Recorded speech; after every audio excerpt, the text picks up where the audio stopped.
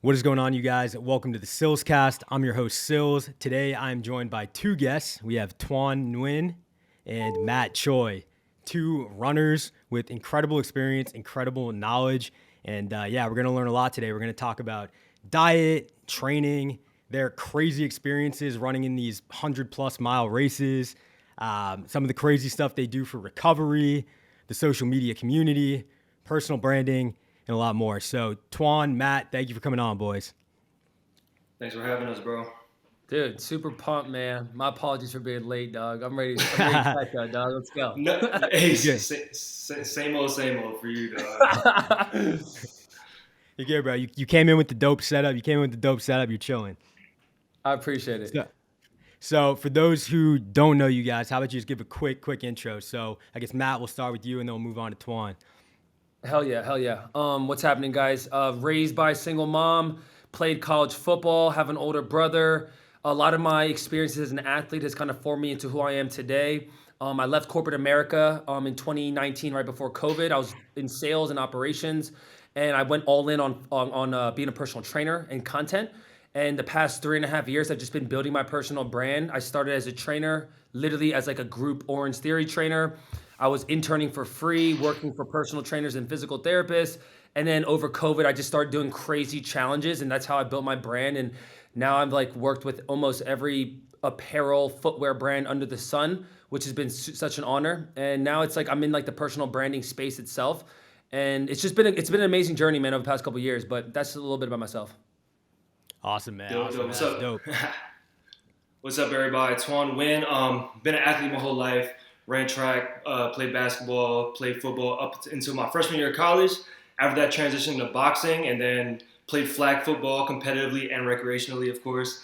And then a little bit after that, from the pandemic, got into running, and just as you mentioned, started running ultra marathons and marathons. So I'm still currently working a 9 to 5 as an account manager, but doing the content creation on the side right now and building that up as well. So that's been a whole journey within itself. But other than that, man, I'm just a life experiencer, so I'm just here to enjoy the vibes. Hell yeah, man. Both you guys' stories are crazy. And one thing that you guys both said that I think is super interesting is you guys are both ex-collegiate football players. And now you're in running, which is something that I think is dope because you guys are definitely no stranger to strength training. So one of the things I want to talk about today, something that's going to interest a lot of my audience, is that cross between strength training and running. So I know nowadays cross training is a big thing. There's a big push for runners to do more strength training. And so how do you guys have that balance between strength training and then this high intensity long distance running? I mean, I think, for football players, it actually is an easier transition, in my opinion, especially like me and Twan, like being like skilled players, right? Like receivers, DBs, running backs, like you already have a base of strength and speed.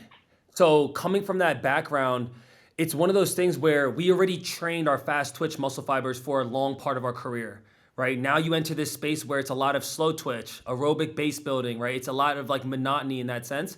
But the factors from having explosiveness and strength and speed, those components make a solid runner, like a solid endurance runner. And there's Nice. actually a lot of science and data behind this around if you take a sprinter and take them into the world of endurance sports, they can do it.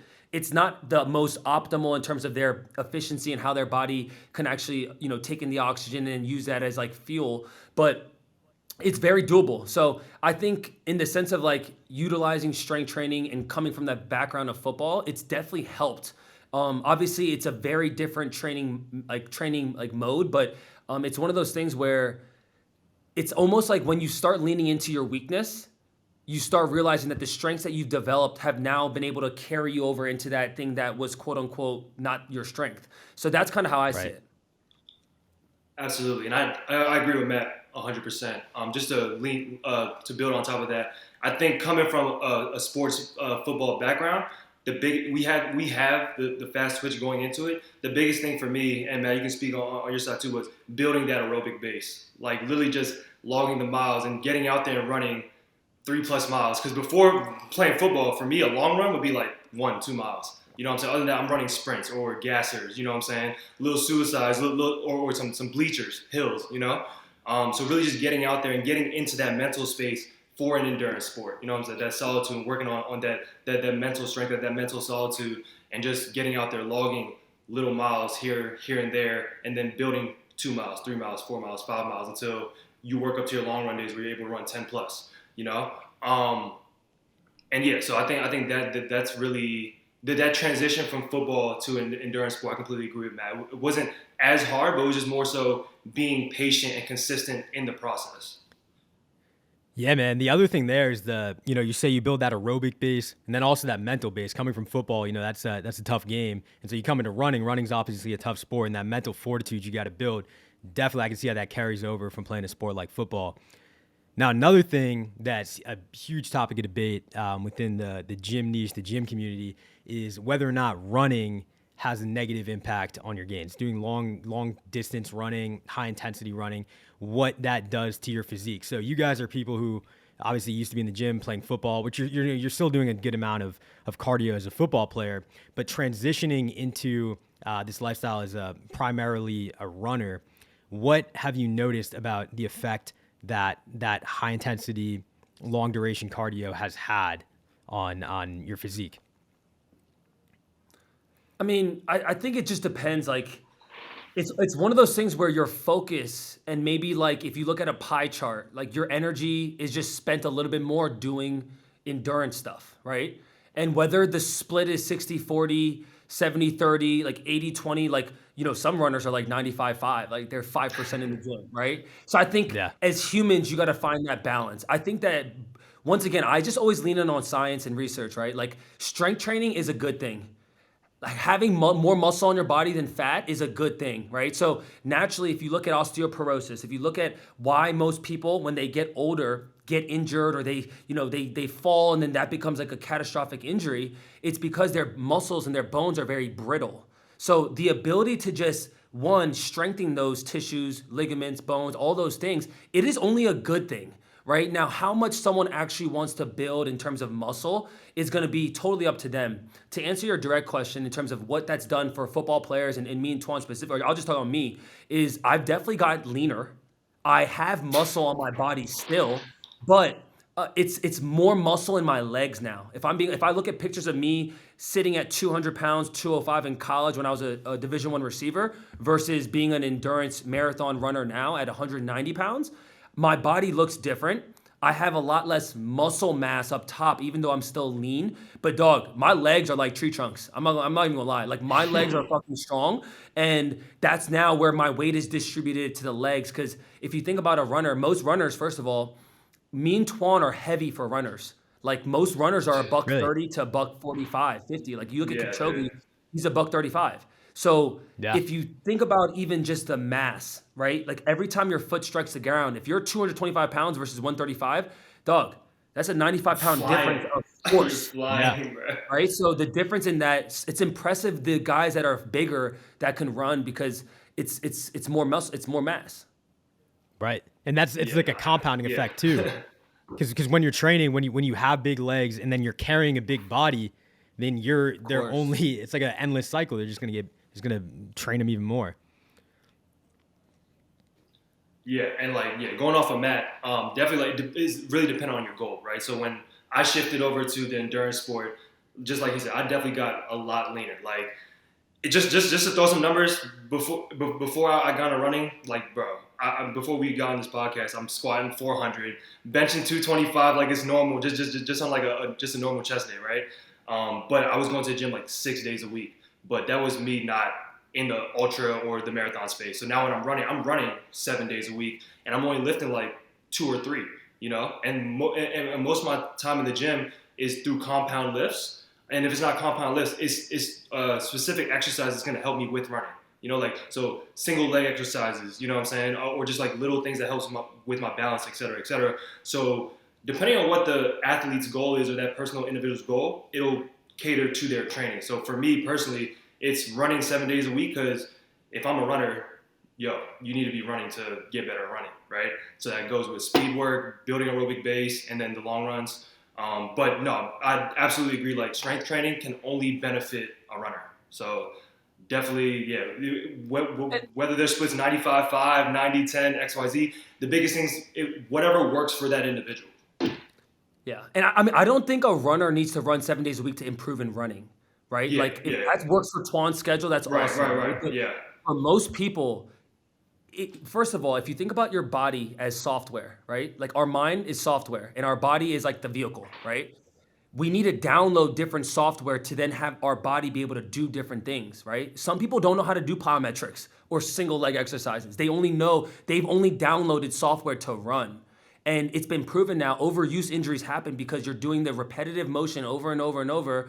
And you wonder why after 10 miles, 15 miles, 20 miles, even 3 miles, these nagging injuries happen is because you're overusing the same muscle groups. So to Tuan's point of like reverse training, backward sled walks, utilizing a sled, utilizing the muscle groups that you're not using in running, that's what you should be doing in the weight room. You don't even have to do a compound lift. Like you could just solely focus on firing the glute and the hip flexors and lengthening the hip. Like there's so many little nuances that most people are just too lazy to actually do. Even people that are in shape.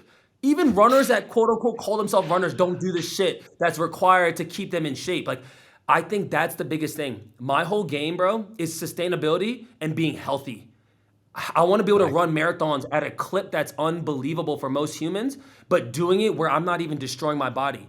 Like when I see David Goggins, I love the motivation. I love the inspiration. But David Goggins is not like what he does is not sustainable for most humans. He has a wiring that's different than most people. Now, the everyday person, they try to do what Goggins does, they fucking break their foot off.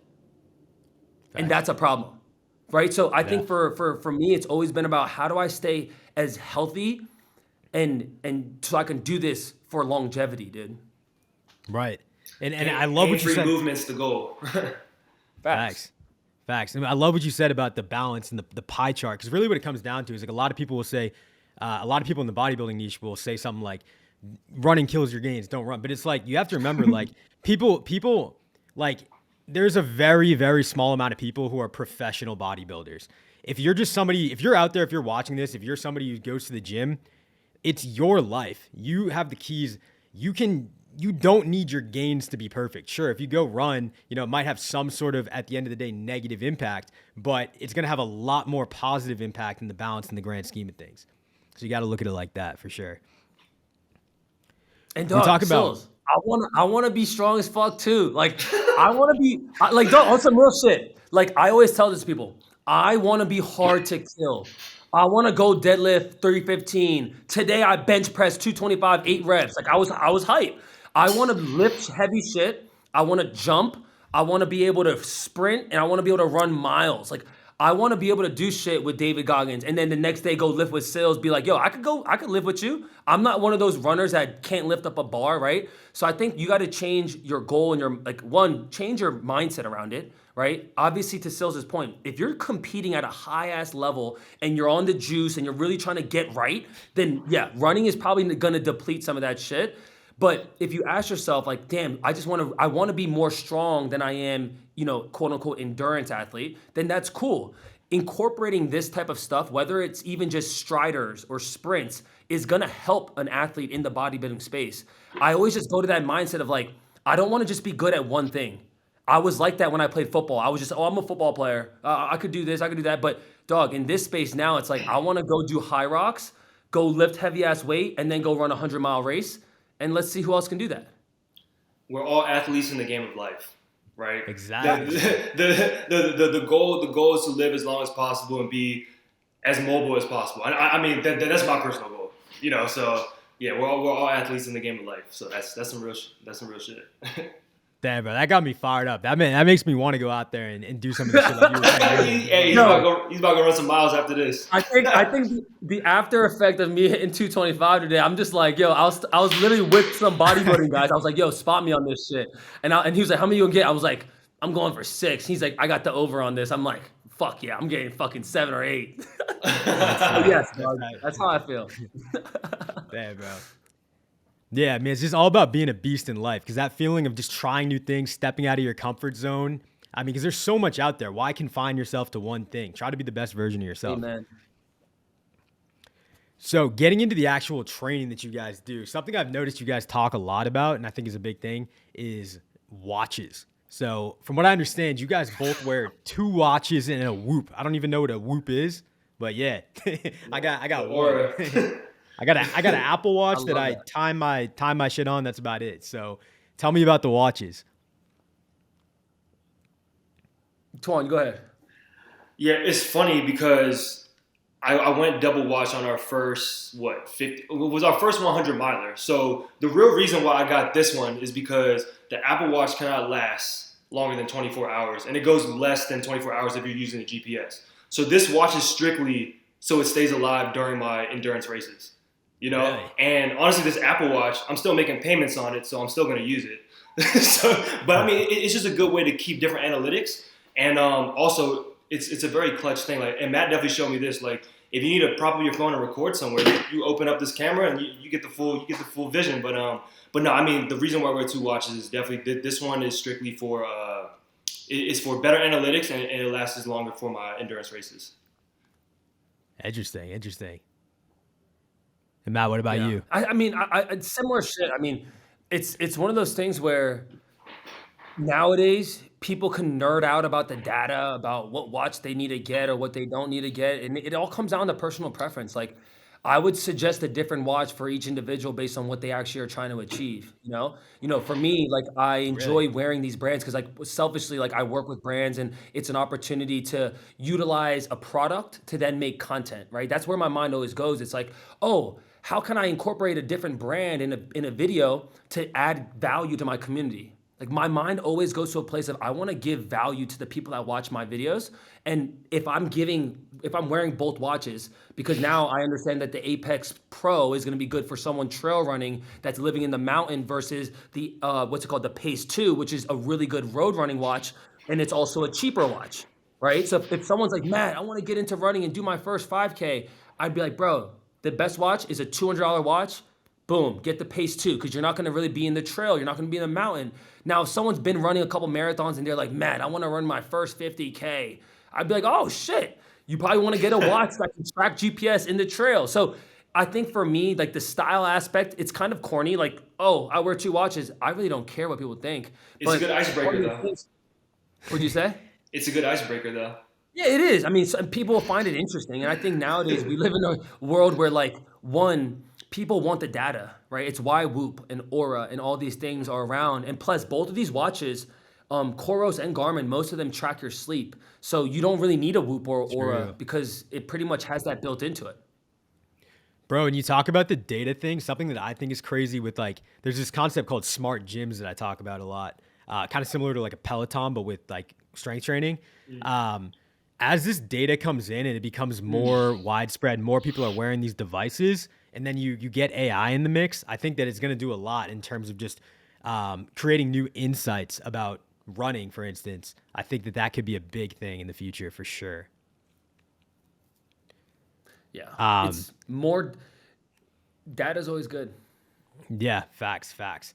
In terms of equipment, something that I notice a lot when I run, about like a lot of the times before my cardiovascular system gives in, my like legs will go not my legs, but like from my knee down will go numb, and then that will be the thing that like why I have to stop running. And so every time I Google it, they say it's because of my shoes. Now I wear like Nike Prestos. They're probably not running shoes. They're fresh, they're comfortable, but He I said think that's Prestos. why. So Okay, what's the deal there? man, you go ahead and take this one, bro. I mean, one, I'm looking at the Prestos right now, and yeah, these are a freaking. This is like a leisure activity shoe, maybe a Metcon type of shoe at best, but this No, is not a shoe to run in. yo, no knock on Nike. No knock on Nike, but Nike pushes out a high volume of shoes, and this is my own personal opinion, but a lot of those running shoes are lifestyle shoes, Yeah, this is not even not a actually running running shoe. shoes. I don't think Well, I this mean, is. I guess they I don't are think this is a kind of running shoe. branding it.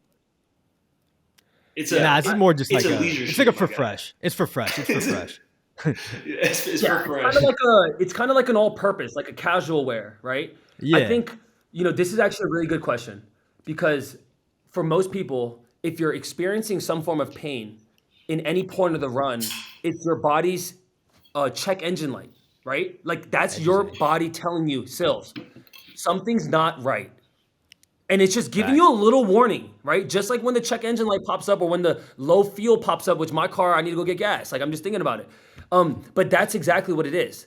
So something is not right, whether it's the shoes, whether it's your running mechanics, whether it's the way that you're striking the ground or the way that your foot is pronating or supinating, or maybe your knees caving in. Something is not firing correctly for you to, one, move in that movement pattern, right? So to then dissect that, I would tell someone to, one, stop running and get out of shoes and let's start doing some stuff with either minimalist shoes or barefoot shoes, or even just getting you a proper pair of daily trainers.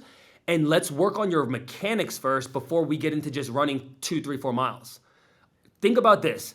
If you're taking over 3,000 steps in 1 mile, you start running a couple miles, now you're building a shitty foundation with shitty mechanics. And that leads to overuse injuries. And that's just like, that's the science behind it. That makes a lot of sense. And also,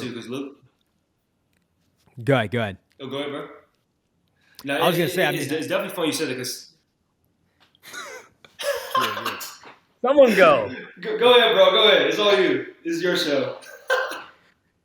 What I was saying is, I think we got a delay there, but what I was saying is like, I think me too. Another thing is like, I do have like a bigger upper body, so it's like I got to be really careful about, my mechanics and whatnot, and so. Yeah, I definitely think it's something I want to definitely look into in terms of avoiding injury. But yeah, Toan, you go ahead. Yeah, I was just saying, it's just funny you said that because one of my buddies reached out to me today and he was like, "Yo, the bottom part of my foot's starting to hurt when I'm wearing my Hokas, but when I'm wearing my Nike Pegasus, it feels fine." So I'm just like, "Well, how many miles do you think you've logged on your Hokas?" He said he had issues for like 2 years now. You know what I'm saying? So it's one of those things where like, a solid training shoe you can push maybe 400 miles, give or take, depending how the volume you wear them. But and he even said when he wears his Nike Pegasus, his foot's fine. So I'm like, yo, I think it's time for you to retire those Hokas and get a new pair of shoes. It's just like Matt said, it could be the shoes, could be the mechanics, X, Y, Z. And but going off of shoes too, you gotta think when we go out to run, people are so nowadays people see the prices for running shoes, right? And it's like, oh man, it's too much, blah blah. So I'll get a cheaper one. But you gotta think if you're running X amount of miles, you're pounding the pavement, you got to put some investment into your feet. That goes with shoes, socks, because if you're going out there, you're logging miles, you want to be as comfortable as possible. And with good shoes, it'll help with your mechanics, X, Y, Z, because the smoother the ride, the smoother it'll be, and you'll avoid the injuries. So, invest in some good running shoes. Yeah, I mean, look, shoes are good for sure. I mean, the technology in shoes nowadays makes this shit easy. It's easy now. There's people that are in third world countries that run barefoot. There's people that ran marathons back in the early days that ran barefoot without sandals, shoes, right? Yeah. So I actually disagree with Toan. I think more people need to actually focus and stop putting the Band-Aid over the issue. The shoes is just a Band-Aid. Most people lack foot mobility, ankle mobility, foot tissue mobility in their actual foot. And that's what's causing the issue. And also, your friend Toan probably needs to roll out his calves. If your foot hurts, the fascia, if the plantar fascia hurts or is sore, it's typically a result of your calf overworking and typically the soleus. And if you can actually mobilize and do soft tissue work in the soleus and the gastro, it actually relieves a lot of those issues. But yeah, that's what I would say around the shoe issue. I talk about shoes all fucking day because I have literally every brand under the sun. Sillz, are you still there? Yeah, I'm here. Still there. Oh shit, your screen just went away. I didn't see you. Nonetheless, shoes are just a Band-Aid. Definitely to Toan's point, they make a critical difference. But if you have an issue underlying in your foot and you're just now getting insoles and inserts and Hokas with max cushion, you're not really solving the problem. And most people are too lazy to actually get to the root. So they just say, I'm gonna spend $150. Let me just get inserts. The pain goes away. Let me just use this shoe. When in reality, the pain will always come back. And for someone to be a sustainable runner, they need to get to the root of the issue, not just replace the shoes. And that's what makes people not enjoy running. It fucking hurts. Agreed. True. I mean, I guess in a way you got to blend the two. So, I mean, obviously the shoe part is important, but what you're saying about the mechanics, and that's a whole nother can of worms. I know nothing about that. So I know that's probably a super complicated topic. It probably depends a lot person to person, but like, what's the basics of how you should be striking the ground, your running mechanics? How does that work? It's different for every person. You look at Eliud Kipchoge, he's a 4-foot midfoot striker. There's other Olympian runners that are heel strikers or they heel touch. That's really kind of what the terminology is. Because a lot of runners, even for me, deep into the marathon, if you slow-mo my running form, I'm kind of touching the heel.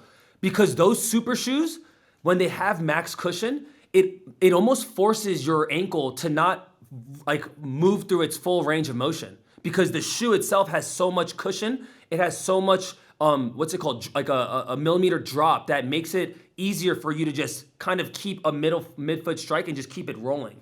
So there's not really an answer. The answer really is you have to maximize what you can do and try to maximize your running efficiency and your running mechanics, and that would be the game. I think what I've learned more recently in the book Born to Run, it's kind of, if you think about marathon training and marathon running in general, it's kind of like football when it comes to different playbooks and coordinators, right? Like one running coach might think that more volume is a better approach to getting a faster marathon time. At the same time, there's another coach that says, oh, do more speed work, less volume, and you'll get faster.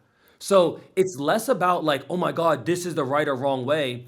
You should just try to maximize your running form as a human. And like the best thing you can do to do that is to do striders and sprints, because that forces you to get into a proper running sprinting mechanic, which then will lead you into understanding how to actually jog or run, right? Because if you think about sprinting, running, jogging, and walking are 4 different movements.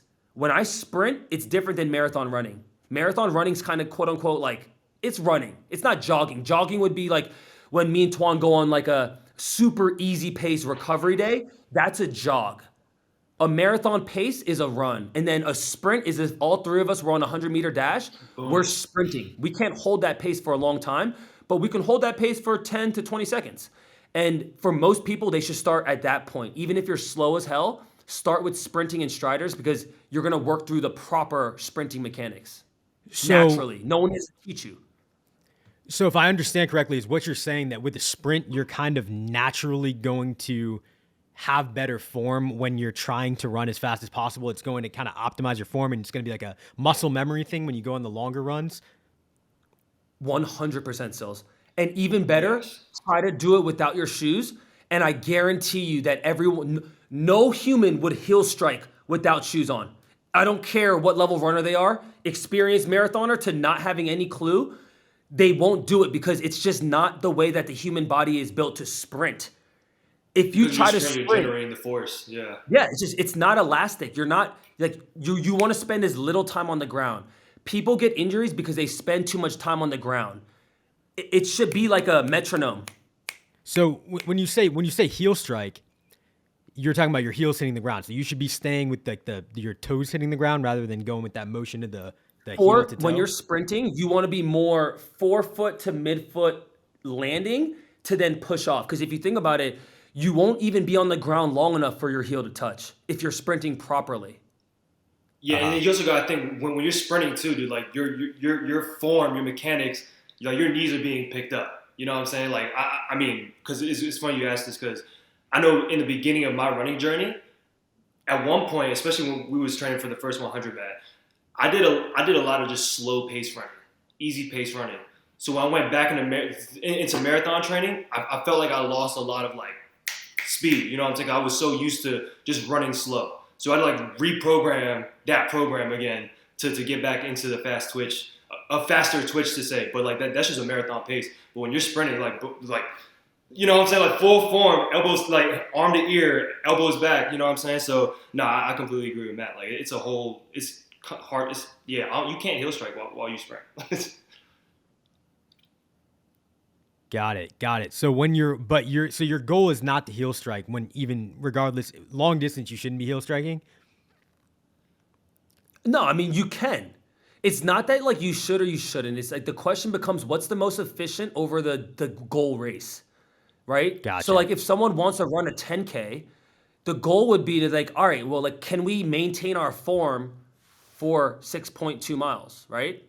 And that becomes a question because if you look at marathoners, and this is the epidemic right now with running, and running is now getting more popular, but it's also getting more people hurt. Because if you look at marathoners that finish anywhere from 4 hours to 8 hours, guys, they're crawling to the finish line. Their body, the mechanics, if you look at how they look at mile 25 versus mile 2, it's a problem.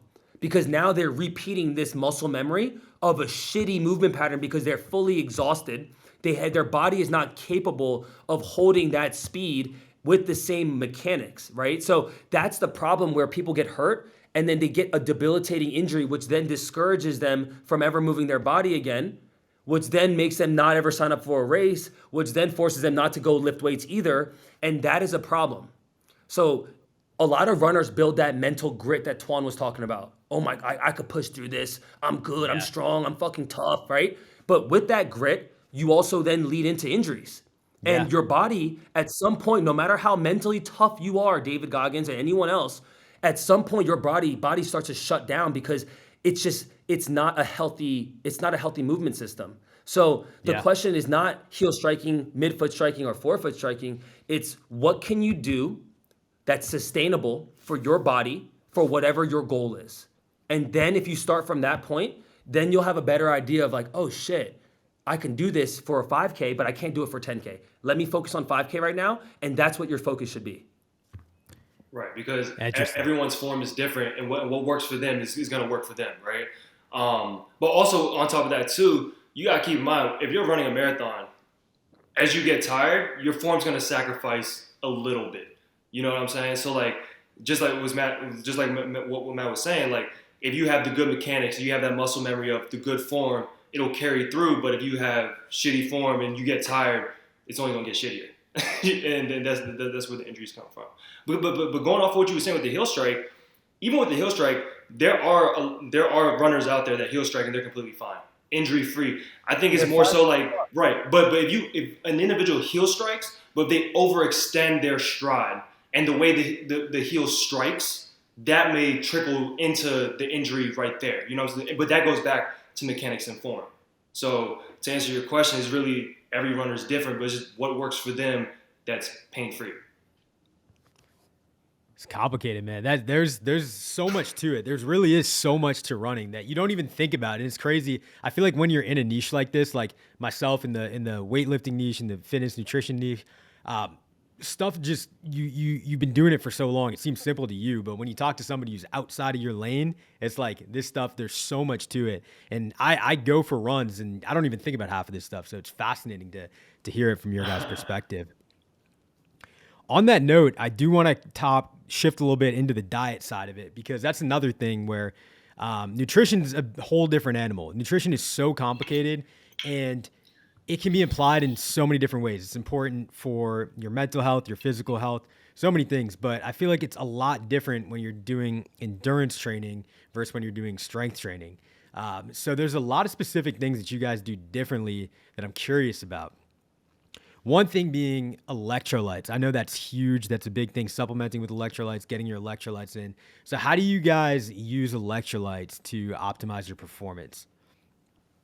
I typically go in the morning. I replace as soon as I wake up. Like first thing, it's either Element T or the brand I work with, ProMix. They also have electrolytes. Just replacing 1,000 milligrams of sodium like immediately in the morning, because when you sleep, Huberman went over this. Like you lose up to 500 milligrams of sodium when you sleep. So to replenish that early in the morning to just get that jump start, if you're not running a lot, then you might not need 1,000, because 1,000 is a lot. Shit, some people, it's high as sodium. So it is a lot. But if you're sweating a lot, it's actually really, really good. It's a great way to just optimize the morning and just kind of get it started. I'm a morning runner guy, so I'll do that ASAP, or I'll do it right after I come back in the morning, like after the run. But in Austin, when it's hot as shit out here in the summer, it's so needed prior, because you're already sweating out so much salt. And it's one of those things where there's no worse feeling than being dehydrated and depleted of electrolytes. And your body talks to you. Once again, talk about a check engine light. That shit will scream at you. Like you won't feel good, even if you're quote unquote in shape. If you're under nutrient, or what's that word for that? Nutrient whatever that deficient. Nutrient if you're deficiency. nutrient, there you go. There you go. I was mixing the words. Yeah. If you're nutrient deficient, it is a quick way for your body to shut down. Yeah. Yeah, that's probably one thing that I can do better at. I'm not gonna lie. I'm not on top of the electrolytes, but I'll wake up and I'll drop like one of those little noon tabs in some water, and I'll drink that, or I'll have some like Tailwind before I go on a run. I can't say that I'm completely consistent with it every day, but when like a marathon comes around a week or 2 weeks prior, I'm definitely on top of my electrolytes, which I am now because I have a marathon in a little, like what, a week and a half or something like that. Oh So shit. so yeah, electrolytes is key. So I definitely do better on that, but like right now, I'm definitely getting all the electrolytes that I can in right now. And So for someone that's like, I love just making this simple for people. Put a little bit of pink salt, go to the freaking wherever you shop, get a little pink Himalayan salt, get a couple of lemons, and literally put salt in your water, squeeze a lemon in there, and like that's it. Like you don't want to go buy a supplement or like anything. Like most people have salt. That's all these things are. Like they just have a brand on it, and then they freaking charge you out the wazoo. So if you're someone that's like, oh my god, I don't want to spend money, stop this podcast, go get some salt, put that shit in your water. If, pink if it doesn't Himalayan. taste good, then freaking put some lemon in there. Man, that's what I do. I know before the gym, I'll just toss some salt in my water, hold on to that sodium, holds on to that water into the muscles, gives that good pump, gives that good energy during the workout. Yeah, one thing you Facts. mentioned was nutrient deficiency. So now going beyond just sodium and electrolytes, as a runner, something that must be interesting because when you're burning this many calories, you inevitably are going to be consuming just as many calories. So you're going to be eating a lot of Bro, food, right? you don't understand. You don't understand. Look. I'm not. Look, I don't have a terrible diet. So I don't eat fast food. I don't eat a lot of processed food. But bruh, I be eating anything. Yeah, I don't count my macros to say. You know what I'm saying? Like I generally eat proteins, carbs, greens. You know what I'm saying? Like the whole shebang. But I don't count my macros. Like I eat to my fill. So about a called body awareness to say. But bro, I'll range between the same weight, like the same 5 pounds. I'll range between like 173 to 178, like all the time. And then that's yeah, me running like 45 to 50 mile weeks every week and weight training two three times a week. So yeah, but I mean, like, look, I don't eat terrible, but I definitely don't like count macros or anything. yeah. And one thing there is like when you talk about eating that many calories, it's kind of impressive if you can keep a very clean, non-processed food diet. Because once you start getting into like 6,000 to 7,000 calories a day, it gets hard doing that on just clean whole Whole foods. foods. Yeah. Um, And bro, absolutely. But honestly, I probably, not saying I do, but if I did, I probably undereat more than I actually overeat. You know. Um, really, but yeah, it's actually funny because and man, I'm pretty sure you've heard some studies on this. But like most like runners or like elite runners, let me not say most, but I know like some elite runners go with like the vegan diet or the plant powered diet. ooh, Like more greens interesting. and like less meats. Me personally, I enjoy my protein and meats, so that's not Hell something I yeah, really want to hell yeah, sacrifice right now. But it's really depending on what works for the individual. You know what I'm saying? Like for me, yeah, bro, like nothing beats a good little ribeye like once every 2 weeks, and you gotta have your chicken. So, but hell yeah. but no, yeah, just yeah. Matt, Yeah, what I about you? What mean, does your diet look like? I think that yeah, I mean, I'm fairly. It's funny. I live by the 80-20 rule in most of everything that I do. 80% of the time, I follow probably like a Mediterranean diet. I eat a gram of protein per my body weight. So up close to 190 grams of protein. I don't track any of my macros. I've never tracked them. A lot of this has just been kind of off of feel, in addition to just my understanding of nutrition, just in general. But um, I typically follow that kind of mindset where the other 20%, I'll eat whatever I want, like legitimately, like In and Out, I'm crushing. Chipotle, crushing, like Easy. whatever, right? And it's one of those things where it's a level of balance to anything that we do that we're talking about in this pod that we do in real life. Like no one succeeds because they go 100 and then zero, right? Like it's just not sustainable practices.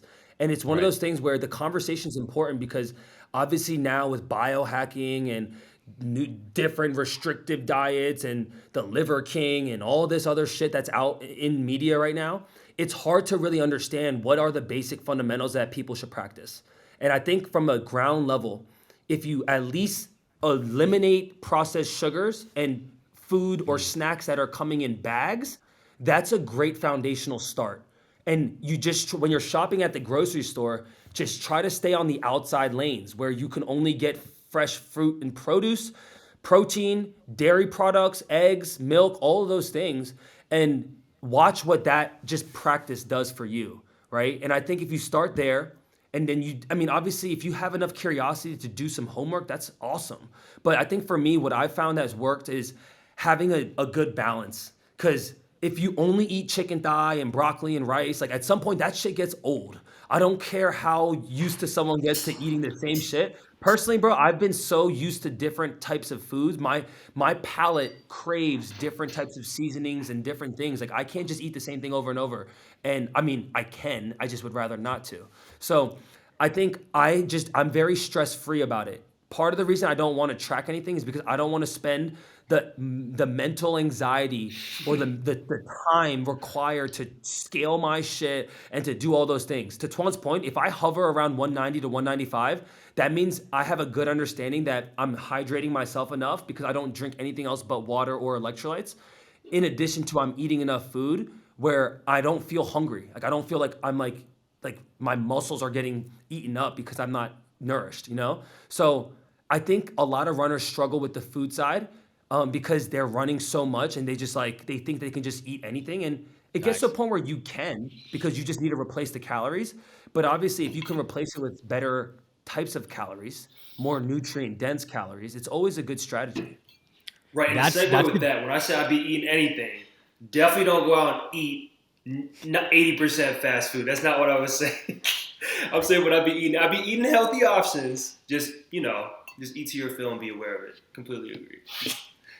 Yeah, yeah, and that's a really interesting point because what you say about how a lot of people runners can get away with that. Like if you're a runner and you're burning a lot of calories, you could probably get away with eating like 80% bullshit with regards to your physique. Like you wouldn't get fat.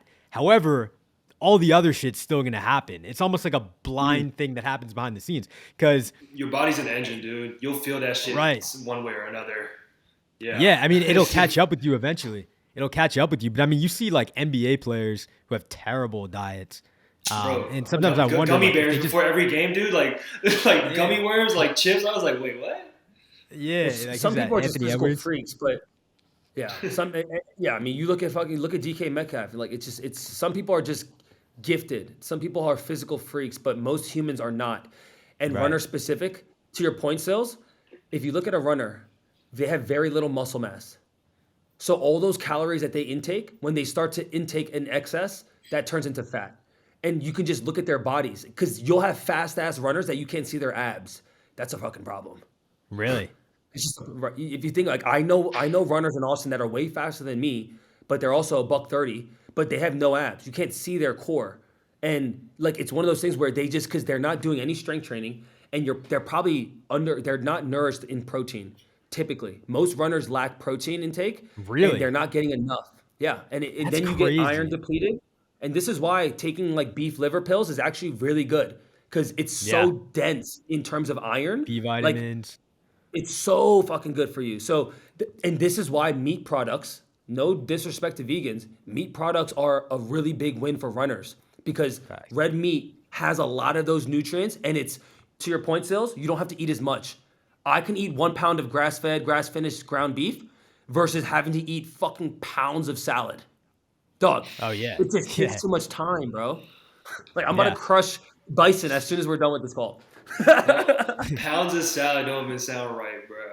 No, and you know, I love this conversation because a lot of what I've learned has been through trial and error, but also talking with people that just know more than me. Like my buddy Sam is in the bodybuilding space, and I always talk to him about diet. He's like, Matt, literally his routine is he eats a pound of ground beef every single day with the sweet potato because he knows that that will get him at least 90 grams of protein off one meal, and he knows that that sets himself up for success for the entire day because if you get 90 done there and you take a 30-gram protein shake and then hopefully your other meals have some level of protein, you should hit your 180, 90, 200 grams, your mark, and be solid. Yeah, yeah. I mean, something I tell a lot of people, a lot of my clients when losing weight, something I do when I'm in a fat loss phase is I'll always front load protein. So for breakfast, I'll just spam like 90 grams of protein, 80 grams of protein in my breakfast. That way it keeps me satiated throughout the day. And yeah, like you said, you're going to hit your protein goal if you're getting that in early on in the day. And it's kind of, but the interesting thing, when you say some runners still struggle to be deficient in protein, when you're eating that many calories, it is kind of crazy that you could still be deficient in protein. And I think that really comes down to not getting, like you said, enough quality animal-based proteins in your diet, because that's really the easiest way to get it. Dude, it's because most runners go after glucose. They go after Yeah, carbs. just too And many I love carbs. fucking carbs. I love them. But and the thing is, it's a mixture of two. It's one that most runners enjoy carbs, and also how we feel ourselves on runs is through glucose. It's through sugar. You look at the back of any gel packet, the first ingredient is typically glucose or Right. sucrose or one of the coses. And that's typically what our body operates on, right? And typically a runner body actually operates off of glucose. But you find some runners that are low carb runners that then are able to operate off ketones. They operate off fat. The Yeah. ability to have a hybrid system is something that is coming to, like, it's groundbreaking shit, bro. And I'm actually going to test it in this marathon with a ketone IQ drink, which is it basically is a ketone multiplier, and you take it in conjunction with gel packs. So basically every hour I'm going to eat 2 gels every 30 minutes. And in that hour, I'll also take this shot of ketone because I intermittent fast. My body actually loves fat. I fucking operate off fat like it's my job, right? And the ability to have a system that can do both, like a hybrid model, like a hybrid athlete, is a powerful breakthrough that more research is being done as we speak. Interesting. Interesting. And one of the things you just mentioned was the gels. So I know that's a big thing for in the running space. So for those who don't know, what are the gels and how do you leverage those in running? Yeah, I mean, running gels are just fuel. It's fast fuel. It digests very quickly. Like Energy. I said, most of them are made out of glucose. It's made out of sugar because it's the fastest digesting thing that you can, one, like nurture your body with for it to continue to sustain its speed or tempo or volume or whatever. But it's pretty much in a small packet, and you bring it on you on runs, and you take them every 30 minutes or 3 to 4 miles, whatever it is. But it's fuel. It's fast fuel. And there's a Yeah. shit ton of brands, and we can go down the laundry list of all of them, but Yeah. it's just like a diet. It's Yeah. trial and error. You have to taste them and test them because the thing with it being a fast fuel, fast nutrition, that it digests very quickly. So some people have GI issues, right? Gastrointestinal issues when they take certain types of gels or fuel. And that's why it's really important to test it in training so that when you show up for a marathon or a half marathon, you have an idea of like, oh, I've tested this, my body handles it. I don't have to take a shit or go to the bathroom after doing this. So it's one of those things like diet. You kind of you have to figure it out on, like, you have to test shit to figure it out what works for you. Yeah, bro. Like the gels, yeah, just like Matt said, is literally energy, right? Because when you think you're running, you want to avoid that feeling of hitting the wall, of bonking. You know what I'm saying? Avoid the cramping down the line. So that's why we want to take it every 30 minutes to 40, or like every 3 to 4 miles, 4 or 5 miles. This is what Matt was saying. But going off what you're saying too, like, and when you use gels, definitely test them out because you don't want to find out if you have issues with them on race day. And the only reason why I said that because I tested out a whole bunch of different brands before my last marathon, and it's crazy because like there's this brand called Huma. I think Matt uses them. I love them. Like let me preface this: they taste the best. They are the easiest to consume. They're like applesauce. But the issue with that is my stomach doesn't fuck with them. So after every time I use them during my training, I would take them within the next 5 to 10 minutes. I have to stop to use the bathroom. Oh, So like for me, that sucks for me because I'm like, yo, I would love to use these during the race, but I'm not sacrificing stopping in the marathon multiple times to use the bathroom. So I ended up using a different brand, which I'm not gonna put the brand out there, but like they're I mean, it's just What a brand? thicker it's just a thicker gel. So it's Who? goo. So yeah, so the goo works for me. It works for my body, but consumption wise, I'd rather not use it, but it works with my stomach, so I have to use that one. You know what I'm saying? But yeah, Have you so tested spring? I have spring works too. Spring works too. Spring's just harder for me to get like in stores around me. So I usually like to go and pop in the store, show face, and grab my gels. But yes, test the nutrition. Test the damn nutrition. Interesting. So gels are something that you take as like an intra-workout thing. So you have your pre-run meal, and then for that extra boost during the race, it's just quick glucose to keep you going.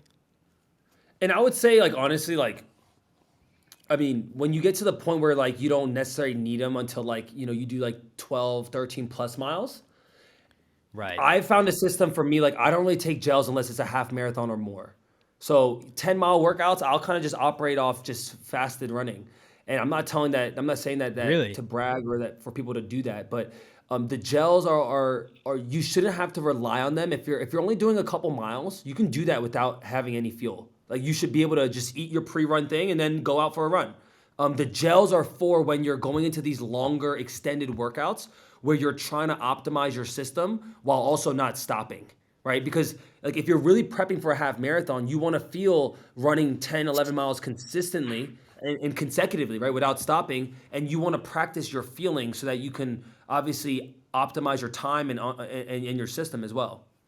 So I think because my next question was going to be about pre-run nutrition. So I think what that's kind of getting towards there is so essentially when you're doing a 12, 13 plus mile run, your pre-workout, however many, unless you have a massive meal, which wouldn't be optimal, is not going to last you to that 13th, 14th mile. And that's where you would need the gels. Whereas if you're going on a shorter run, your pre-workout fuel can last you that long. So is that kind of where you're getting with the 12, the kind of half marathon or longer is where those would come in handy? Exactly. And guys, like if the gels don't work for you, Toan mentioned it earlier, like an electrolyte or gel replacement out of like a drink form also works. Tailwind. I mean, there's a Goo, more, and there's all these Yeah. brands. There's a shit ton of them. You go to REI, you go to any of these like foot stores, like you'll find them. But yeah, there's also drinks that basically replicate exactly what the gel does, and some people digest that better.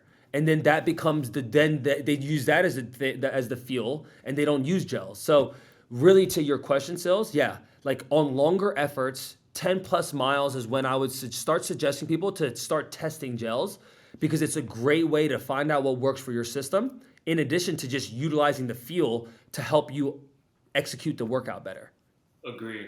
Yeah, definitely. Like you bring the gels on your long run days, right? But I'll also preface this like for me personally, I'll practice my long runs like my ritual before a race. So like the night before a long run, so I usually do my long runs on Sundays. So the night before, I'll try to get a high carb dinner. You know, so I'll go into that, and in the morning of I'll go with the normal, like either toast with peanut butter and honey or a waffle with peanut butter and honey. Have that before, and then I'll be sipping on some Tailwind, the nutrition drink, and then get rocking. And then literally just use my gels every 4 or 5 miles on my long run. So you talked about having a big meal the night before, and you also talked about a couple different meals. Matt, you said something about training fasted. So I kind of want to gear towards that pre-run nutrition. So what does that look like in terms of protein, carbs, fat, the breakdown there for a pre-workout meal? What are you looking for in that pre-workout nutrition or So pre-run I'm going to nutrition? speak on as if I'm getting ready for a race, right? And that's kind of what I'll touch on because I don't typically eat before my workouts because one, I just enjoy running fasted. I like running is like the first thing I do after I do my morning routine. Like it's kind of like my first thing. I don't spend time really making the food. But if I'm getting prepped for a long run workout or marathon race day, I'll take in some form of carb, fat, and protein. And it'll come in the format of a sandwich typically. Peanut butter and honey with a banana, or peanut butter and jelly with a banana, whatever it is. And then I'll take in like an electrolyte drink, coconut water, or it's an electrolyte supplement. That's typically what I found that works for me. Even on a marathon race day, I'll just take like an uncrustable PB&J sandwich, like the ones that all three of us had as kids, or I'll just make my own like homemade PB&J, and then I'll eat a banana, and then I'll have electrolytes. And like with the mixture of all of that, you're getting roughly 450 calories with the mixture of fat, carbs, and protein and electrolytes. So you're kind of getting a mix of like all the nutrients that you're going to need to at least fuel for the first couple miles before you start taking gels. And that's my strategy for races and for race marathon simulators, like a hard workout. But most of my other days, 80% of the other time, I literally run fasted after I drink my electrolytes and water. I'll go execute a workout just like that. So one thing, calorically, you said around 450 calories. So doing the math there, so if you're going and you're saying that's for like a marathon type race, Yeah. so you're running 26 miles, so you're burning around 2,500, 3,000 calories, 3,000. roughly. Yeah. Yeah, 3,000 calories.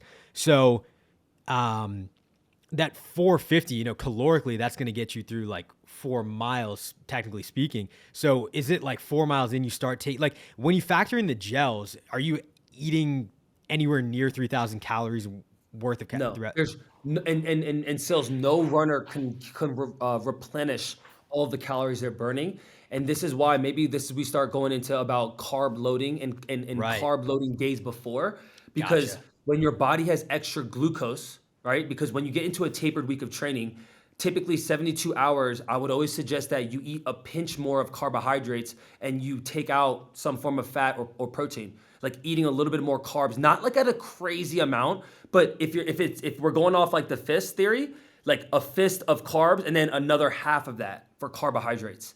And as you start to accumulate more of that glucose in your system, it's going to be at an excess. And then Right. that's kind of where the body starts to pull energy from. It's from the excess of glucose. And then the 100 calories from each gel pack, that's just like instant fuel of like, it's just burning fast, you know? So that's what typically happens for me. And I'm sure even for Toan, like that's why the meal before the long run or a hard workout could be the game changer for someone versus the pre-run fuel, right? So if you plan ahead the night before and you want to run fasted, not that you have to, that it's the right thing to do, it's just what works for you. Planning the night before with the meals the couple days ahead is the strategy. The carb loading is the funnest part, man. It is, Loki. Because so think about this.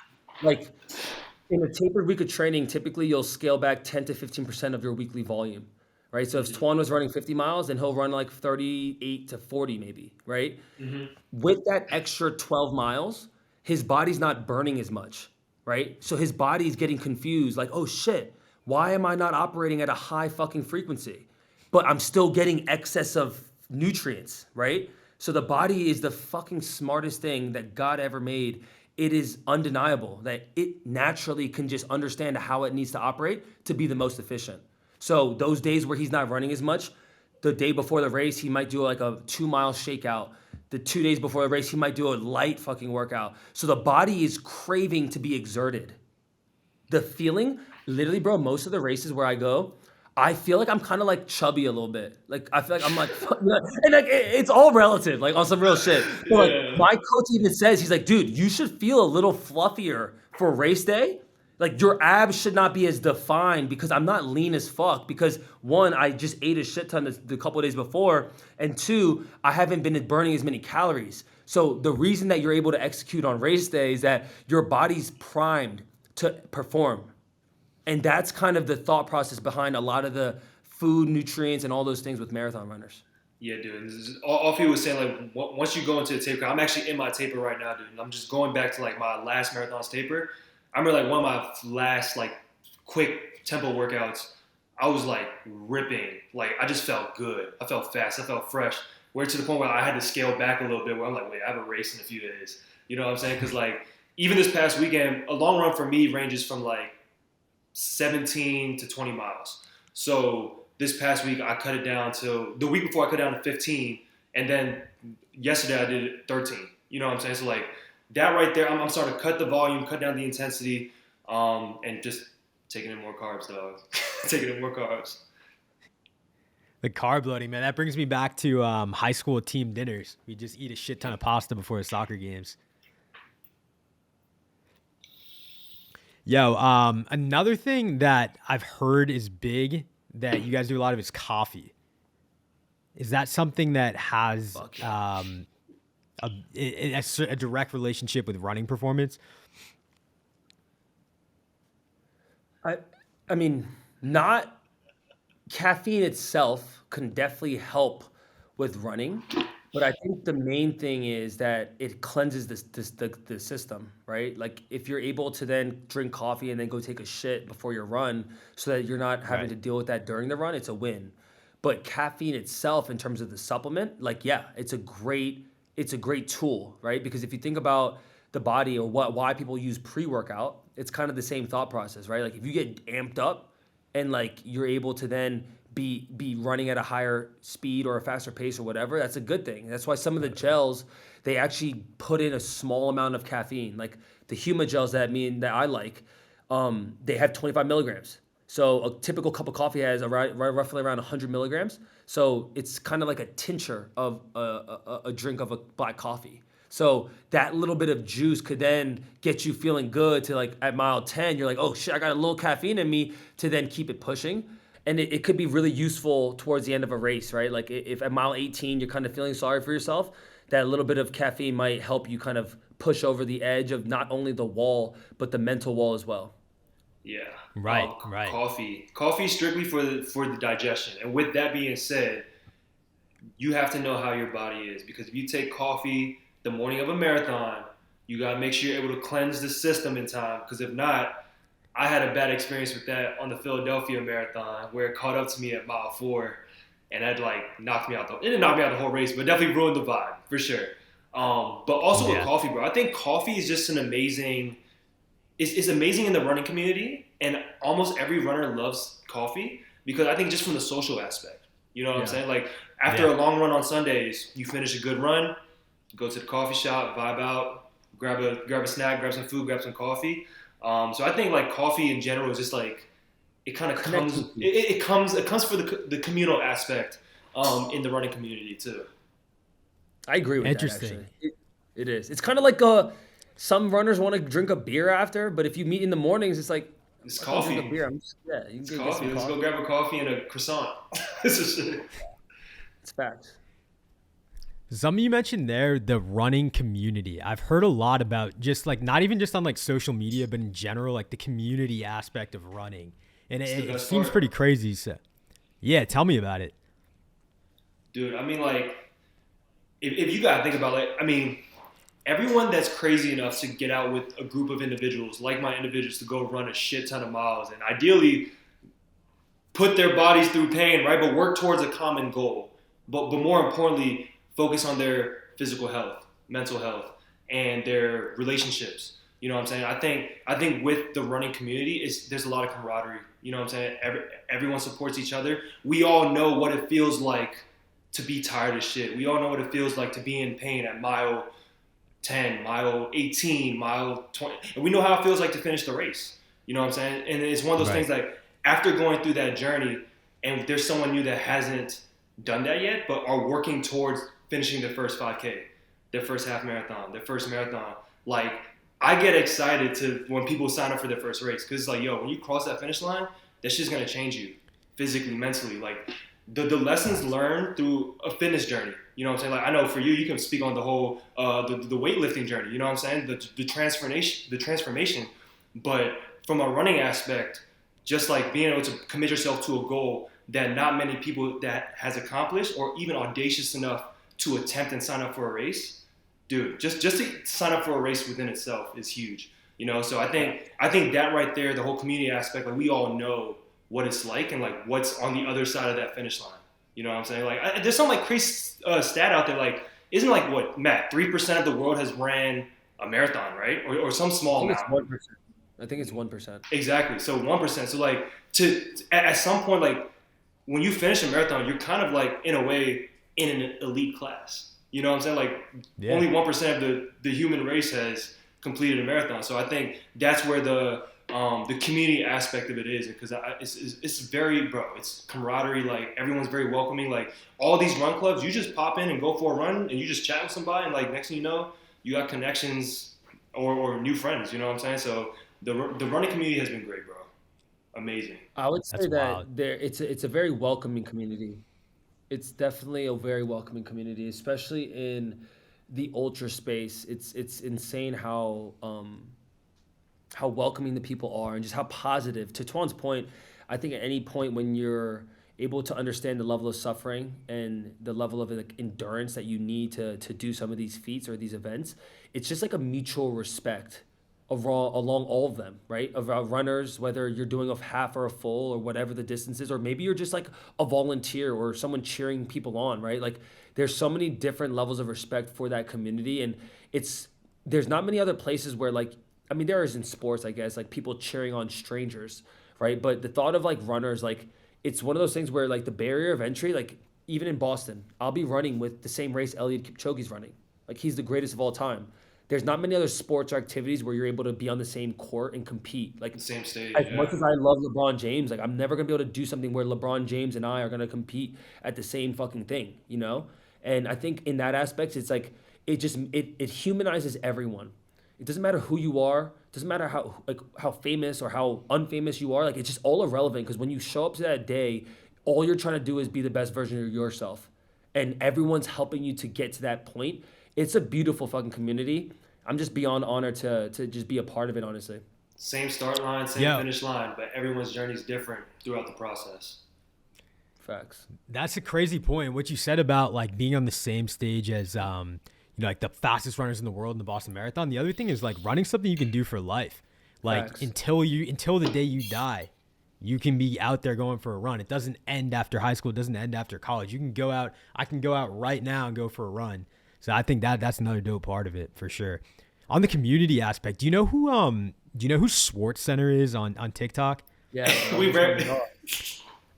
Dude, yeah. he like I went to school with him at I went to school with him at Maryland. He popped up on my feed, and so I saw what he's been doing, and like he's just been Crushing. posting on TikTok, and he's been able to like round up like 100 people for these runs in New York. It's wild. That's Big just shout out to that like Swords, that was what dog. showed, Big shout out to dude. Swords. That's what showed me like, damn, this community is crazy. I literally was just talking with him today. Washington Post reached out to him about the running community and like just how like kind of crazy and awkward it is. Um, Tyler's awesome. His energy is infectious as hell. And it's kind of how I got connected with him just off jump. And me and Toan met him at a shakeout run in New York. And, you know, he had, at that point, he had like 2,000 followers on TikTok, I think. And he was just like, just scratching the surface of just like, he was really, really curious. And he was asking the right questions. And I think that's for me, like, I give game to everyone that fucking wants it. And I give game to people that don't want it. And I'm like, let me stop giving my energy to that people, right? Those people. But he wanted it, bro. And like, even to what he's done in this short amount of time, bro, like, he's really disrupted the New York running scene in the sense that he had over 200 people at a happy hour event that one of my buddies that has a brand called Huron, which is a men's it's a men's lifestyle brand. He sponsored the event. He asked me, he's like, do you guys know this guy, Tyler Swartz? I'm like, do I fucking know him? The dude is killing it. But to say so is like, a lot of people are disrupting this space now because the OG runners that wanted to keep it gate kept to themselves are getting a little bit hurt now that there's young blood, there's new mindsets, there's curious frameworks that are entering this space to make it very enjoyable. And Yeah. it's disrupting the running space that people like him are bringing in people together and doing positive shit. And it's honestly undeniable. He's doing great shit. I literally sent them. He sent me a voice memo. He's like, "Bro, they're gonna reach out to you," and I was like, "I appreciate it, bro." I was like, "But dude, keep fucking crushing it, because that's the type of energy that this world needs. They need more people like that." Yeah, dude, that stuff is crazy. What he's doing, shout out to him. What he's doing is nuts out there. Big shout outs. Um, yeah, but that's crazy that you guys know him too. Yeah, man, the community, the running community is nuts. One thing I want to talk about, you guys mentioned doing ultra marathons, and I've heard some crazy stuff about that. Like, I've heard like it's not just like, first of all, it's like a multiple day thing from what I understand. Secondly, you're just in the sticks of some random state, and you have like a whole team out there. It's not just you. You got all these people doing this stuff. I've heard like you're taking 1 minute naps. You're hallucinating towards the end. So like, I want to hear about Yeah. this. Oh Go ahead, shit. Toan. Yeah, me and Matt. It's funny. Me and Matt signed up for our first 100 miler together when we first started running. And Yeah. look, same thing that we said earlier, right? Same start line, same finish line, but everything in between is a different story. So Matt, you finished yours in what, like 27 hours, right? 29 hours. Matt It finished was his under. ultra marathon in 29 hours. I finished mine in 37 hours. So Buddy was in bed while I was still in the mountains. So just keep that in mind. Damn. But but no, I mean, dude, like the crew's definitely one of the biggest parts, bro. Like you gotta think, like when you're in the mountains, like it's not like a marathon where like a whole bunch of people are out there cheering for you along the city roads. Like you're running a couple mile sections where it's just you on the trail.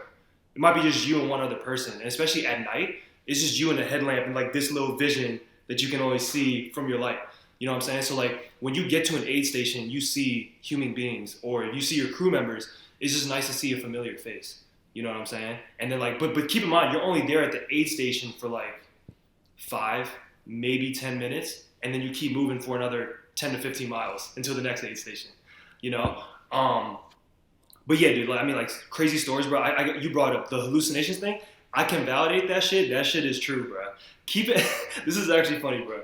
I have my pacer with me. Shout out to my boy Emil. Yo, keep in mind we're in the mountains. Okay, so like above us is only trees, clouds, and the moon, bro. I look up.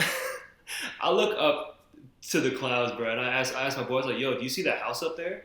He's like, bro, what are you talking about? It's just clouds. And I was like, oh shit, I'm starting to see Damn. shit, bro. And then you know when people go hiking, they'll stack like the rocks. You like they'll stack the stones, bro. I thought there was like someone sitting crisscross applesauce looking at me, and I was like, yo, this is just some stones.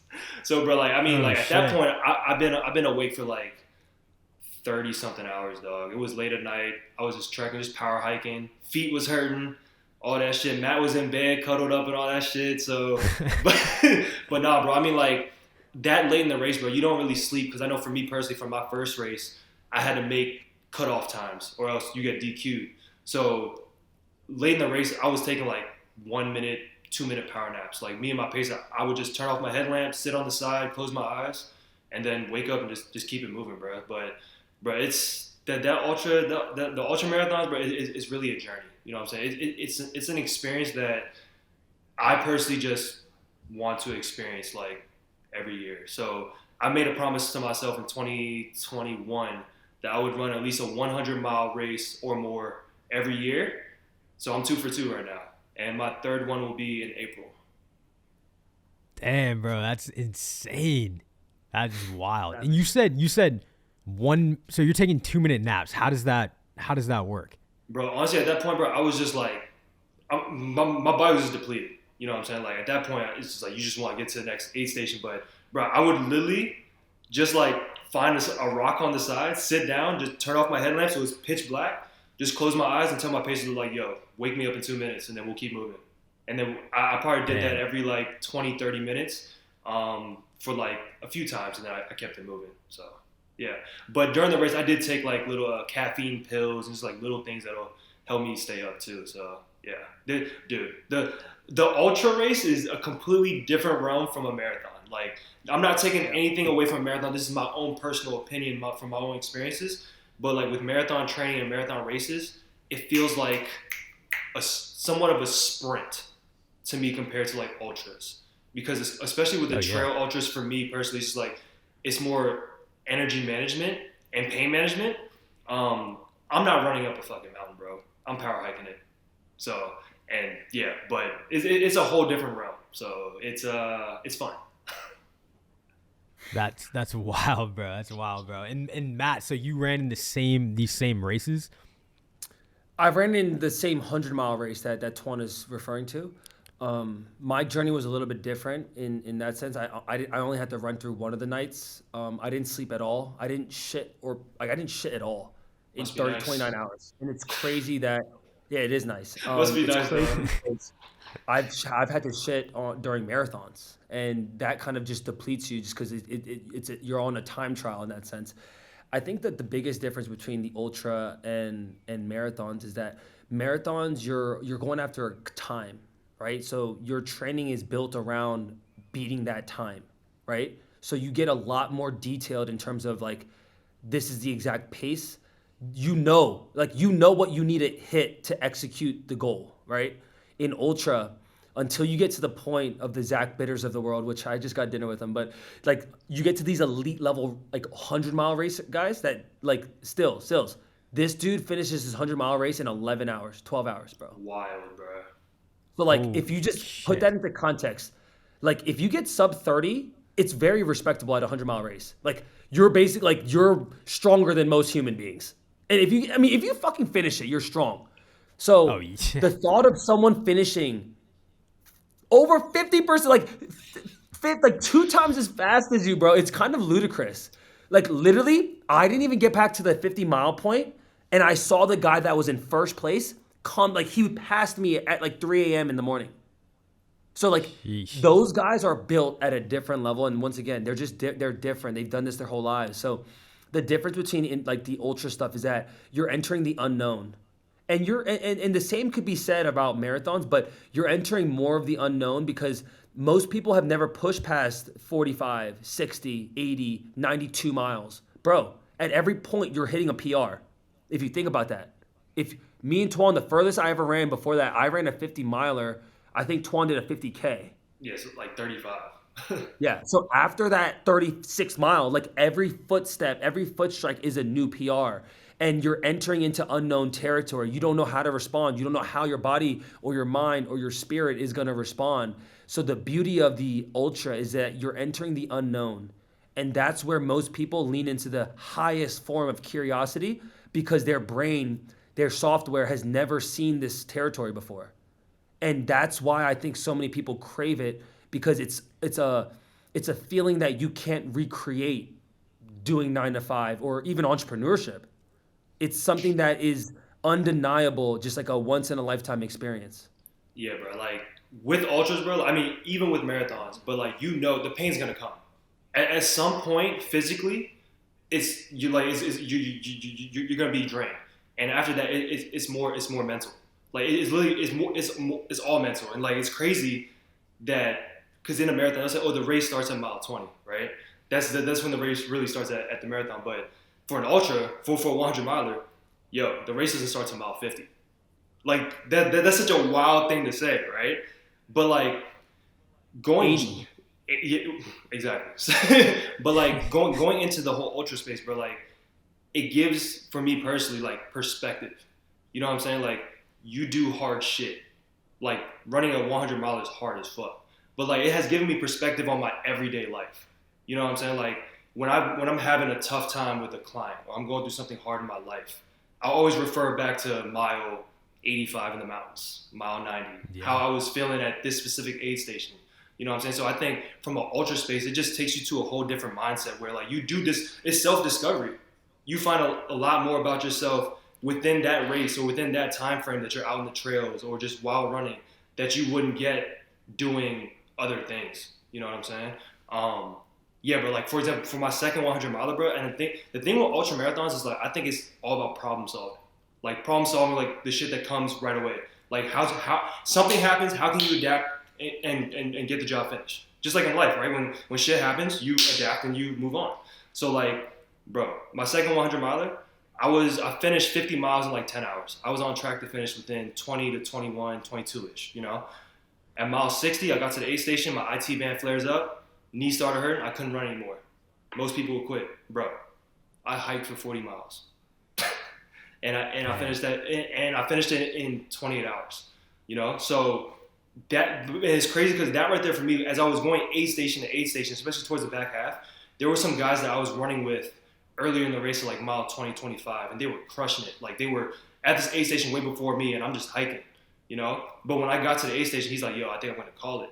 And in my mind, I'm just like, bro, I can't even run it, and you're about to call it? But keep in mind, like, every person, especially in ultra space, they're probably more aware of their bodies than I would ever know.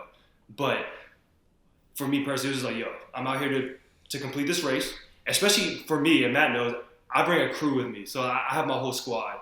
And like for the crew, they dedicate their time and energy to come out and support me. Like you gotta keep in mind, like they're not running the race. They're literally coming out to see you for 5 to 10 minutes for small little increments. So they're dedicating their weekend to be out in the mountains to help me out. You know what I'm saying? So mindset, I'm like, yo, I'm not doing this just for me. I'm doing it for everyone that came out to support me. You know what I'm saying? So it was just like, yo, 40-mile hike, let's fucking go. So so throughout the whole night, bro, I just hiked until I finished, dog. But like, no matter what, once you hit the 40-mile mark, 50-mile mark, 60-mile mark, something's gonna hurt, bro. Something's gonna hurt. The first race, I had blisters on both of my feet. Second race, my IT band, I couldn't run. So it's just like, the pain's gonna come is really how you adapt and handle the pain just to get the job finished, dog. But that's honestly the fun part, bro. Like it sounds crazy and sadistic, but like that shit gets me going, bro. I think something I want to say before you ask your next question, Sillz, is that, you know, for someone listening to this, like, obviously for self-discovery, like, everyone has a different starting point.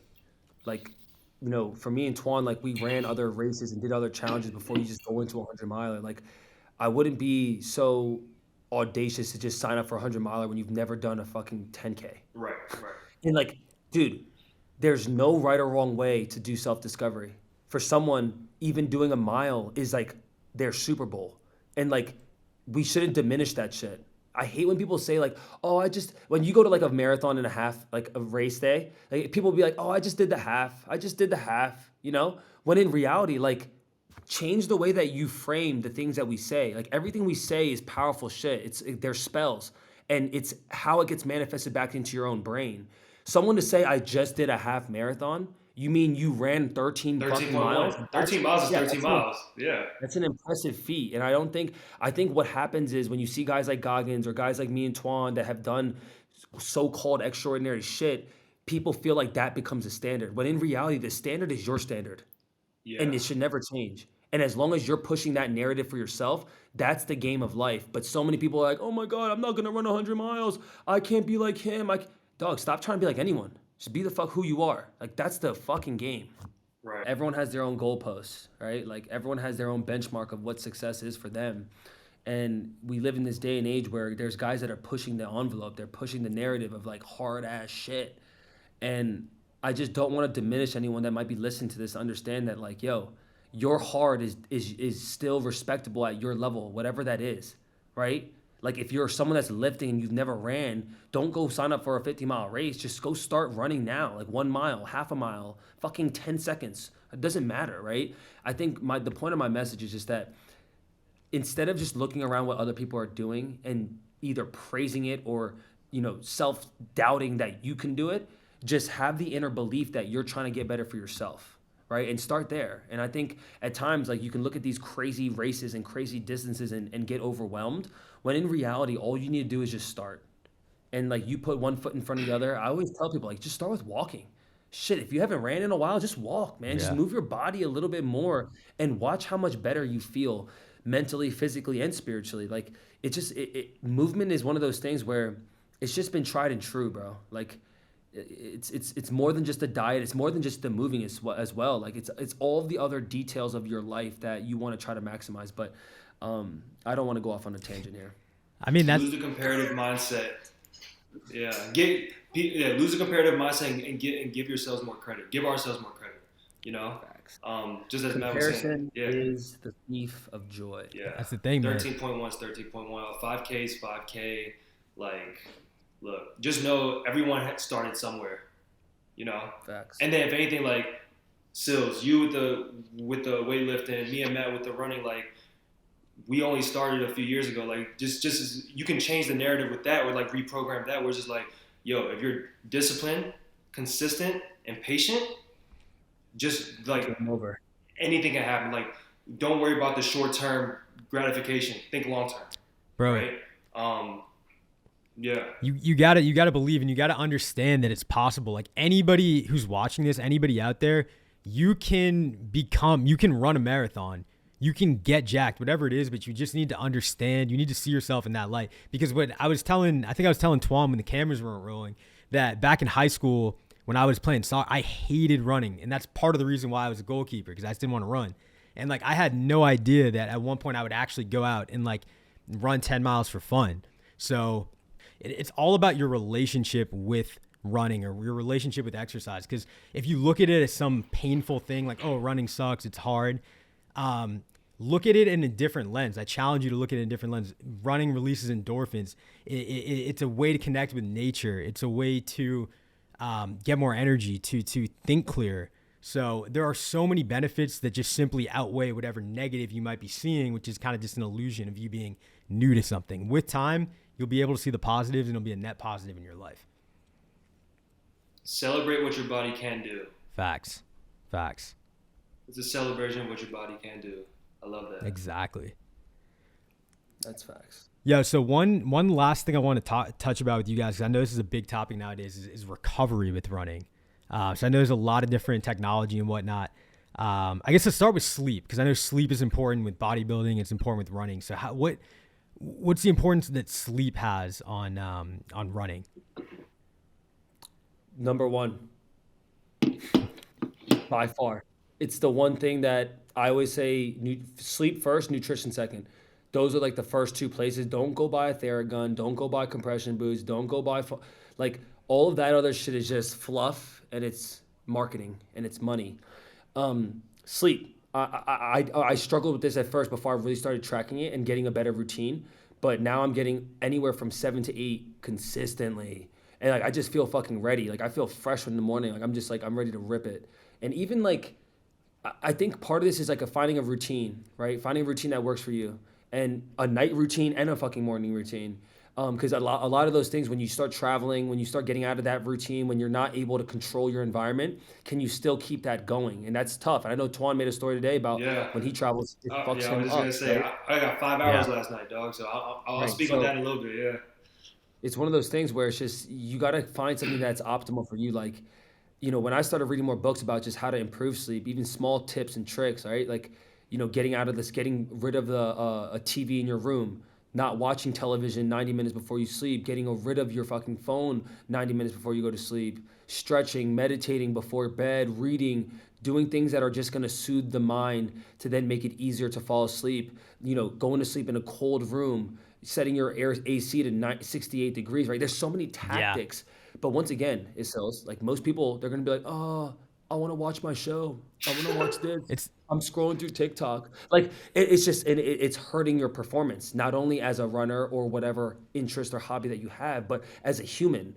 People, when they're younger, think they can optimize and they can be efficient with 3-4 hours of sleep. No. It's because you're young. That shit's not sustainable practice. Absolutely not. Absolutely not. I think it's crazy. I think in high school, when kids are younger, one of the biggest things is there's just a lack of sleep. And a lot of times they attribute that like, oh, maybe it's ADD. I really think a lot of that can just be attributed to a lack of sleep. It's also diet, but a lack of sleep. And like you said, I mean, there's so many distractions. Like you're going to bed and you want to scroll on your phone. There's so many distractions nowadays.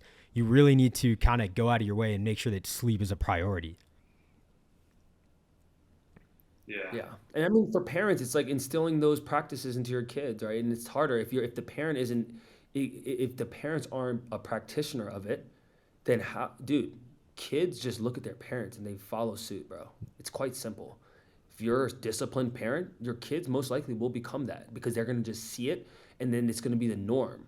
But it's when you allow iPad time right before bed and you allow these things, then it becomes a gift and a curse. Hard habits to break for sure. Contrast therapy, that's a big thing from what I understand. Yeah, I mean, guys, a lot of these things, right? Like, and I do all of them. I'm fortunate enough where I have access to do a lot of it, and I get sent free shit to basically have. I have everything under the sun. What I know to be true, this is by far the one thing that if you understand sleep and then you understand nutrition, awesome. The next area is soft tissue mobility and self-myofascial release. This is where most people do not spend the proper time to actually recover their body and to create more blood flow to then repair the tissue. And you can read it in almost any physical therapy book. I'm gonna give a shout out to my buddy Kelly Starrett because he's made some of the best wellness and fitness knowledge that's on any form of literature as we speak. But mobility and self-myofascial release is where it's a game changer. And Sillz, to your point of your foot or ankle or whatever injury that you might have had, or for anyone that's listening to this, like a lot of your issues you can actually treat on your own. You don't need to do dry needling. You don't need a physical therapist. You don't need a Theragun. You don't need compression boots. You don't need hot and cold contrast. Like all of it can be repaired on your own. Unless you've torn something to the point of fully torn, everything in the human body can be fixed on your own. You are your own physical therapist. And once you have the empowerment and the understanding that that is actually true, very few times will you go see a doctor because you can treat yourself. And obviously, I've gotten to the point where I've dealt with injuries through my college experience, and I'm just a fucking sponge. And I'm curious. I love when I get hurt, honestly, Really? because I'm like, yo, I'm gonna add this to my tool belt. I know how to recover from IT band syndrome. I know how to recover from a strained hamstring, from an ankle sprain, from plantar fasciitis, from shin splints, from down the list, right? That is all new updates to your software. Yeah. That's how I actually think about it. So to answer your question, soft tissue, start with a foam roller and a lacrosse ball. Both of those products are under 25 bucks. Almost every human that's listening to this podcast, you can afford that. Start there and roll out the areas and the muscle groups that you are utilizing the most. If you're a lifter, maybe it's your quads and your glutes, and your IT band, whatever it is. But, finding out that system for you is important. And I would say all the other stuff, the fluff stuff, it's a 1% improvement, but it's not the whole thing. Interesting. So the foam roller, that's what you would say is probably the most effective for the kind of what you get bang for your buck. 1,000%. And then from there, lacrosse ball. Lacrosse ball. Those two. And then the next would be understanding the other principles of your body. Hip flexion, hip extension, where are you lacking? What parts of your body are super tight? The thing is, to Toan's point earlier, every human is the expert on themselves. No matter what good PT you go to, whoever you go to, you can tell them what's tight and what's not. But at the end of the day, they can't feel that for you. Only you know that as a human. Now, to have that understanding and then to be able to do maintenance work on it is the next level of evolution that most humans will, well, at least not most, but some humans that are deep rooted into the fitness and wellness community will start to grasp and start to be able to treat themselves. And then there's some stuff that, dude, like if you have an actual injury, you need a physical therapist most times than not, right? And investing into that so you can invest not only in the knowledge, but in their expertise is probably a positive ROI. But the other stuff, like, dude, compression boots is like a 1% improvement. You know what I'm saying? Yeah. It's like, I don't think nice that the return on investment spending, it's a nice to have. But spending $1,500 on that, thinking that this is the only thing you need to do to recover from your long run is just ludicrous. What we do when we're not training is just as important as the training. Because you got to think about it, bro. We have 24 hours in a day, right? And if we go on a run or we go lift, let's just say that takes an hour, 2 hours tops, right? And then after that, you still have 22 hours. And that goes with sleep, eating, and then the recovery. And then going off to what Matt said, all that stuff, that supplemental stuff is only 1%. But it's funny because a lot of people don't even stretch after a workout. Yeah. Or doing the simple things like a 10-minute stretching routine and foam rolling. Like, bro, you do that every day. That's good maintenance right there. Like that's a 20-minute investment into your body. So what you do when you're not training is just as important as the actual training. It's important to find time, like when you're doing leisure activities, right? Like, because then the next person will be like, oh, I don't have 20 minutes. Well, I guarantee you do, because I know your ass is watching Netflix or some show or some shit. Like America, that's what they do. Like I'm someone that doesn't watch anything. So like I know people got time because that's how I squeeze all my shit in. And it's one of those things where people just make the excuses why they don't want to do it. Right. At the end of the day, it's really what it is. And just shifting that mindset to lifestyle, right? Like it could be something as simple as shifting from a sitting desk to a standing desk. Right. To setting a lunchtime alarm to go for a walk and then grabbing lunch. Yeah. It's just like little things like that, or like doing freaking 5 air squats every 30 minutes. You know what I'm saying? Like it sounds crazy, it sounds tedious, but little things matter. Like for me, like I'm sitting right now, but like throughout the workday, like it's a stand-up desk. Standing desk is huge.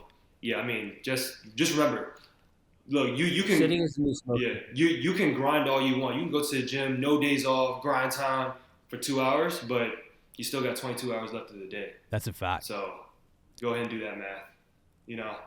And so when you guys talk about the foam roller and the stretching, what is an effective routine in that department with regards to running and injury prevention and whatnot? Yeah. I think the routine is focusing on the muscles that are tighter than others first. Every human has some level of imbalances. They have areas that are tighter than others. Focusing on those areas is always a good strategy, right? It's like focusing on weaknesses, not just your strengths. If you're in the gym, right? If you're already good at back squat and you just keep back squatting, like what are you proving to Yeah. yourself? You know?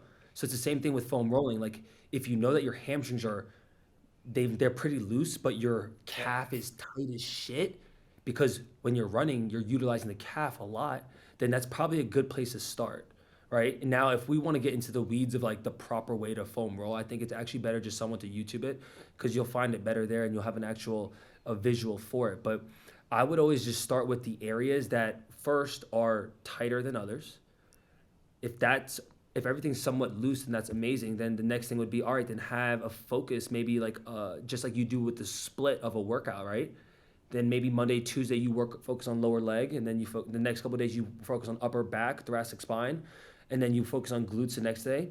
Or maybe you're just pretty mobile and like you're willing to do the routine of all of it, and you just do a little bit of all of it. Start at your calf. I always like starting at the bottom and working up. So I start the calf, then I foam roll the calf individually, then I go hamstring individually, then I do IT band, then quad, and then I flip it back onto the glute, and I'll finish with my upper back. It's like that's like my routine. I do this every day, every night before I go to sleep. And a good tip is utilizing some form of massage therapy, self myofascial release, your girlfriend or boyfriend giving you a massage, some form of like massage therapy is proven to be really good before sleep because it puts you into the parasympathetic mode in your body, which then gets you into a relaxed state, which is another tip to help someone improve their sleep. If you're struggling with that, then have some form of routine where you're focusing on myofascial or massage relief instead of focusing on your iPhone or iPad. Like that's a great double-edged sword of you're literally Yeah. two birds, one stone. You're doing freaking recovery and you're helping yourself go to sleep. Yeah. I mean, yeah, because with the sleeping and recovery, you're hitting two areas with one thing there. And so, what about something like a massage gun, where that's probably a little bit more expensive than something like a foam roller, but not as expensive as the compression boots? Is that something that might provide some marginal benefit there? Yes. I mean, Sillz, like all of it will provide a marginal benefit, right? It's just a question of does the human is the cost benefit analysis good for that human? Like, what's the cost, right, for Right. that human? Like, is that $350 worth it for that person? If they have $350 just sitting around and they're really serious about improving their performance, then I would say, yeah, go get the gun. It makes you feel good. You're lazy. You don't want to foam roll. Use the gun. But if someone's actually thinking that the gun is going to help them get a sub 3 hour marathon without Right. actually putting the work in, then it's just ludicrous, right? So Yeah. yeah, sales like it's all a 1% thing. Yeah, like dude, the massage gun is a great way to do the same exact thing that the foam roller did or does. Yeah. Like you said earlier, it's a nice to have. It's not a miracle drug. The funny thing is, I have all of the things, and what's tried and true is the myofascial release. Like I have everything that you can think of. Recovery wise, I have it all in my apartment right now. The one thing that I do every single day at scale is the myofascial release. The And myofascial go release. ahead and building off of that too. I don't have everything.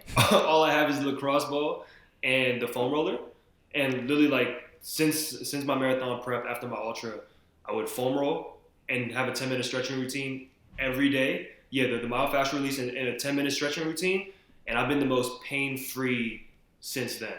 So yeah, so going off of that, yeah, the boots is great to have. The cold tub, the saunas, XYZ, all that's great. The 1%, just as Matt said, but from someone that doesn't have all that though, like all you need is a lacrosse ball, a foam roller, and take the time to stretch. Because even if you have a massage gun, and like how are you stretching your hip flexors with the massage gun?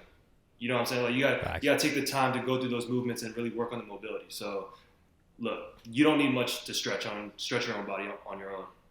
Yeah, boys. So this has definitely been dope having you guys on here. I know I've learned a ton. I've just been a sponge this whole time. I've just been asking you guys questions because I don't know any of this advanced stuff about running. So I definitely going to implement a lot of this stuff going forward. And I hope anybody watching this, you learned a ton. But yeah, man, this has been great. So Real quick, so Toan, on social media, just drop your handles real quick for the people. Yes, absolutely. So on Instagram and TikTok, you can follow me at toan.guyen. Hell yeah. And Matt? You guys can get me on TikTok and on Instagram, Matt_Choi_6. I also have a YouTube channel, just Matt Choi. You guys heard it. Yeah, so make sure to toss him a follow. Make sure to follow the Sillzcast. And guys, quick shout out to Kyle Sidney for setting up this episode. Hooked me up with these guys. Shout out to He's Kyle. gonna start his own running channel soon. You heard it here first. I love it. He never said that, but now that I said it, now he has to because I said it earlier. It's now there's no choice. No choice. All right, boys. Thanks again for coming on, and I'll catch you guys later. All right, bro. Take care. Peace out, boys.